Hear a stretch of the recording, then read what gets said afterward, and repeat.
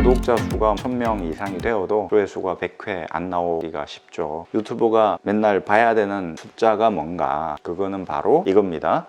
여러분 안녕하십니까. 유튜브를 하면서 제가 깨달은 것이 하나 있는데, 유튜버가 가장 집중해서 봐야 될 숫자가 하나 있습니다. 아이구루 채널을 시작한 지는 1년 반이 되었고요. 그 전에 다른 채널들을 했었습니다. 그런데 망했죠. 취미 비슷하게 하는 채널들이 있습니다만 아이구루처럼 공을 들여서 하고 있지는 않습니다. 영상을 그냥 올렸다 안 올렸다 이런 식으로 하죠. 아이구루는 제 생업과 관련된 것이고 공을 들이는 채널입니다. 그런데 공을 들임에도 불구하고 제 뜻대로 되지 않죠. 구독자도 팍팍 늘고 조회수도 팍팍 늘고 이랬으면 좋겠죠. 하지만 세상 일이 그렇게 마음대로 되는 건 아니지 않습니까? 어떤 댓글에 채널의 내용이라든지 알차고 좋은데 왜 구독자가 많이 있지 않은지 모르겠다 이런 글이 있더라고요. 저는 구독자가 노출되지 않게 했습니다. 그런데 그분이 어떻게 구독자가 얼마 안 되는 줄 알았을까요? 제 깐으로는 꽤 됩니다. 하지만 구독자 100만 유튜버들에 비하면 조족지혈이죠. 조회수를 보면 미루어 짐작할 수 있죠. 100회, 200회 왔다 갔다 하는 거죠. 가장 많이 조회수가 나왔던 보통 떡상 영상이라고 하죠. 히어로 영상이라고 하는데, 저 같은 경우는 57,000회 정도 나온 영상입니다. 그런데 바람을 탔을 때 얘기죠. 사회적으로 노안수술이라든지 이런 게 문제가 있다라는 뉴스가 나왔을 때, 그런 바람을 탔을 때 올라간 것이고, 평소에 그런 식으로 조회수가 유지되지를 않는다. 내용 자체가 나름 전문적인 내용이고 크게 관심을 기울이지 않죠. 사람들이 안경에 대해서 그렇게 큰 관심을 기울이지 않는다는 것이죠. 조회수에 연연하다 보면 멘탈이 나가게 되는 것입니다. 57,000회 정도 조회수가 나왔기 때문에 기대를 하죠. 이제부터 조회수가 10,000단위, 적어도 1000단위 나올 거야 생각을 한단 말입니다. 제가 아이구루를 하기 전에 했던 조금 공을 들였던 채널이 있는데, 안경 관련된 채널이 아니죠. 그냥 인문학적인 얘기만 하는 그런 채널이었습니다. 그 채널에서 한번 조회수가 하루 만에 엄청나게 너는 있었습니다. 그게 한번 오고 나니까 그 다음에 자연스럽게 조회수가 떨어지는 건데, 그걸 자연스러운 거라고 받아들이지를 못하는 거죠. 제가 한번 상승을 했으면 계속 유지가 돼야지 왜 다시 떨어지나, 이제 망할란가 보다 이렇게 생각을 하는 거죠. 그러면서 무리수를 던지게 되고 원래 채널 방향과 관계없는 이야기들을 막 하고 이러다가 점점점 나락으로 떨어지게